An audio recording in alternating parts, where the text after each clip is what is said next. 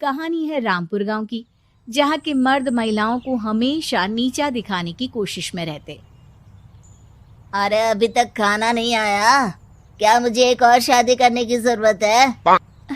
नहीं जी नहीं, ऐसा मत करना, वरना मैं कहाँ जाऊंगी। खाना लेकर मैं अभी आई जी। गांव की पंचायत में भी फैसले हमेशा औरतों के खिलाफ ही रहते। मैं जो फैसला सुनाता हूँ वो भगवान की आज्ञा होती है। इस लड़के ने अपने मन से शादी करके अच्छा नहीं किया। लड़के को घर भेज दो और इसकी शादी इसकी जाति की किसी लड़के से करवा दो। लेकिन ये लड़की, इसे तो गांव के बाहर निकाल दो। नहीं नहीं जमींदार साहब, ये क्या बोल रहे हैं? ऐसा नहीं हो सकता। मेरी बेटी मासूम है, इसे अच्छे बुरे की समझ नहीं है। अरे कहाँ जाएगी ये बेचारी? कहाँ जाएगी? इतनी चिंता है तो पूरे परिवार का गांव निकाला कर देते हैं। बेचारे पूरे बसे बसाए परिवार को गांव छोड़ना पड़ता है। चाहे जो हो, अगर बेटियों को कंट्रोल नहीं कर सकते तो गांव में रहने का कोई मतलब नहीं है। यहाँ औरतों को दब कर रहना होगा। कोई भी अपने हिसाब से कुछ नहीं कर सकता, सब ईश्वर की मर्जी से ही होगा। तभी गांव का एक आदमी दौड़ा दौड़ा आता है। सरपंच साहब, जमींदार साहब, वो कालिया है ना, उसकी बेटी पढ़ने के लिए शहर जा रही है। अच्छा, ये कब हो गया? और कालिया की हिम्मत कैसे हो गई ऐसा करने की? लेकर आओ उसे और उसकी बेटी को।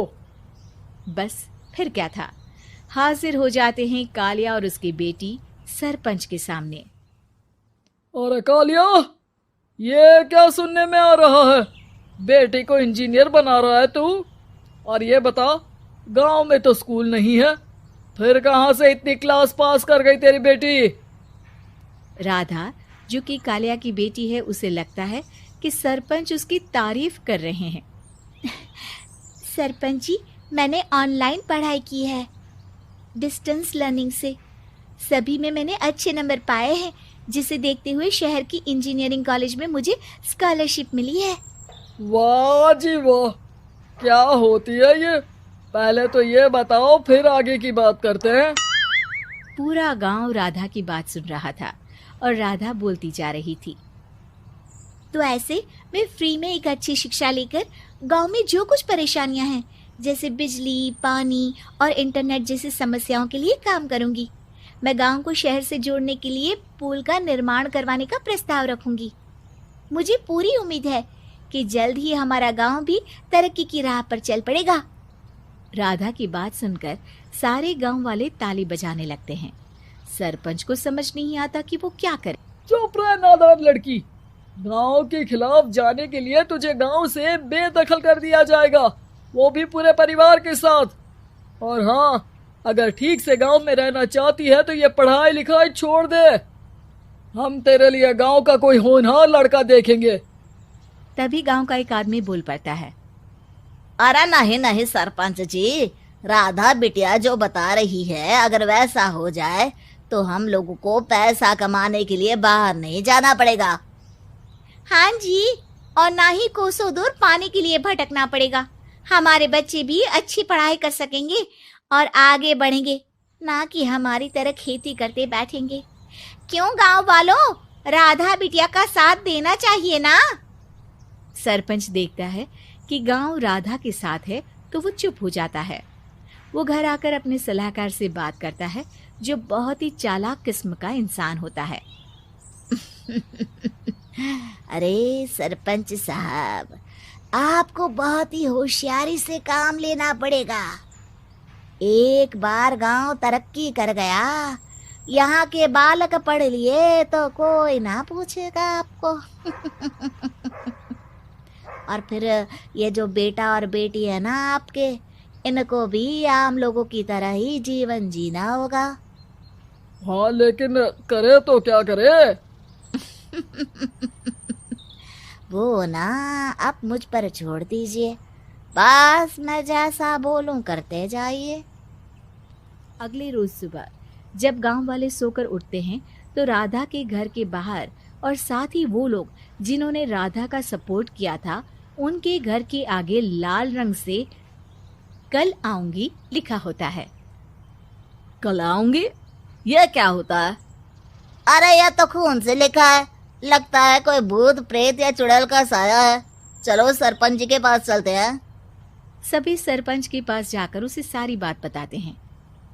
अरे ये तो बड़ी मुश्किल की बात है। चलो मैं एक बाबा को जानता हूँ, उन्हें बुला लेता हूँ।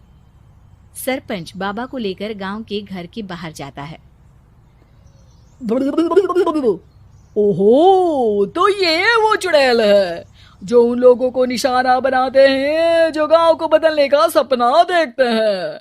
वो गांव को ऐसे ही संपन्न देखना चाहती है, वो नहीं चाहती कि कोई बाहरी यहाँ का कायाकल्प करे। क्या तुम लोगों में से किसी ने गांव को बदलने की सोच रखी है? तभी राधा की माँ रोते रोते आती है। मेरी राधा घर से गायब हो गई है। अरे कोई तो बचाओ, मेरी बच्ची कहाँ गई?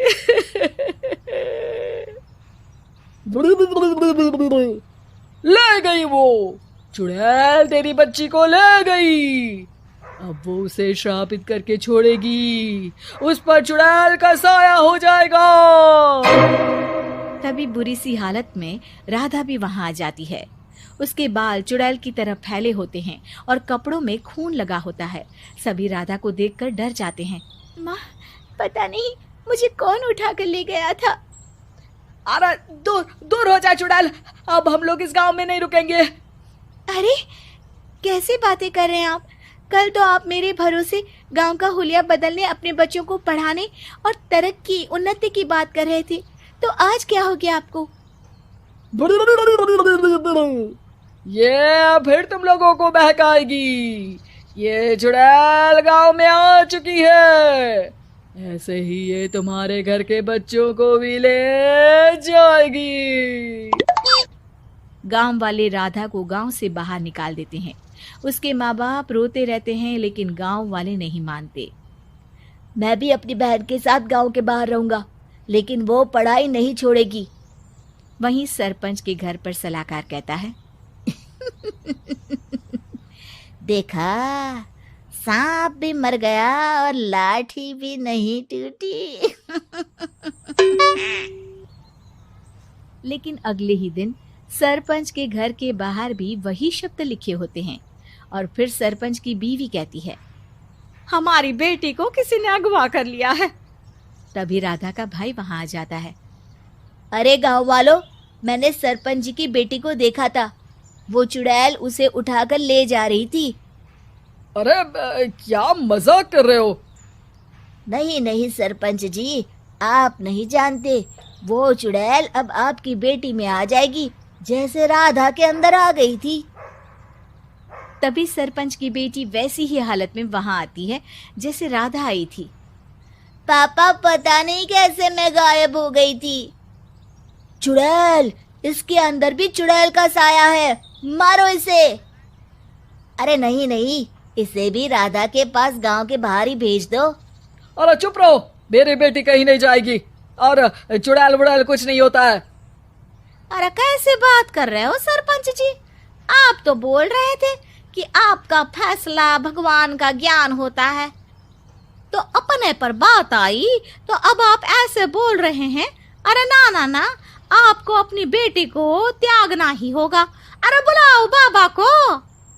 राधा का भाई बाबा को ले आता है, जिसे अब गांव वालों के डर के कारण सच बोलना पड़ता है। मैं कोई बाबा नहीं हूँ, मैं तो मोची था। ये सलाहकार महोदय ने मुझे कहा था एक्टिंग करने को। अब वो मुझे पैसे देने वाले हैं। अब मुझे माफ कर दो। गलती हो गई, मुझे माफ कर दो। तभी वहां राधा आ जाती है। देखा सरपंच जी, जब गांव के बच्चे साक्षर होंगे तो आप जैसे लोगों की चालाकी नहीं चलेगी।